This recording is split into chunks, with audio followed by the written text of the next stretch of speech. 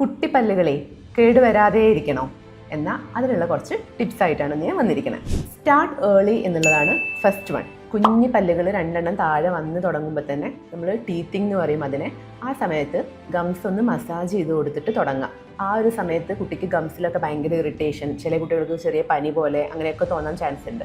Second one, start early എന്ന് പറഞ്ഞ പോലെ തന്നെ സ്റ്റാർട്ട് സ്മോൾ. നമുക്കറിയാം 2 മിനിറ്റ്സ് ബ്രഷ് ചെയ്യണം, 2 നേരം ബ്രഷ് ചെയ്യണം എന്നൊക്കെ നമ്മൾ പറയും. പക്ഷേ ബ്രഷിങ് തുടങ്ങുമ്പോൾ തന്നെ ഇതെല്ലാം കൂടിയും പെർഫെക്റ്റ് ആക്കിയിട്ട് തുടങ്ങാമെന്ന് നിങ്ങൾ വിചാരിക്കേണ്ട. ജസ്റ്റ് ഒരു ബ്രഷിങ് കുട്ടികൾക്ക് ഇൻട്രൊഡ്യൂസ് ചെയ്യാൻ വേണ്ടിയിട്ട് ആ ഒരു രീതിയിൽ തുടങ്ങാം. തുടങ്ങുന്നത് ജസ്റ്റ് ഒരു ഫ്യൂ സെക്കൻഡ്സ് വെച്ചിട്ട് നിങ്ങൾക്ക് തുടങ്ങാം, എന്നിട്ട് അത് ലോങ്ങർ ആക്കിയിട്ട് കൊണ്ടുവന്നാൽ മതി. Third one, make it A routine. അതായത് നമുക്ക് മൂടുണ്ടാകുമ്പോഴോ കുട്ടിക്ക് മൂടുണ്ടാകുമ്പോഴോ ബ്രഷ് ചെയ്യുക എന്നുള്ളതല്ല, അവരുടെ ഡെയിലി റൂട്ടീൻ്റെ ഭാഗമായിട്ട് രാവിലെയും രാത്രിയും ബ്രഷ് ചെയ്യുക എന്നുള്ളത് തന്നെയാണ്. Fourth one, make it A priority. നിങ്ങളുടെയും കുട്ടിയുടെയും പ്രയോറിറ്റി ആവട്ടെ ബ്രഷിങ് എന്നുള്ളത്.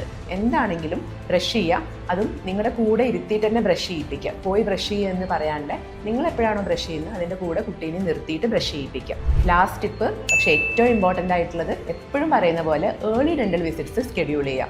അപ്പോൾ അങ്ങനെ ആകുമ്പോൾ എന്താ വെച്ചാൽ പെയിൻ ഫ്രീ ആയിട്ട് ഡെൻ്റൽ വിസിറ്റ്സ് നമുക്ക് കുട്ടികളുടെ മാറ്റാൻ പറ്റും. അവർക്ക് ആ ഡെൻറ്റിസ്റ്റിനോടുള്ള പേടിയൊക്കെ നിങ്ങൾക്ക് മാറ്റാൻ പറ്റും.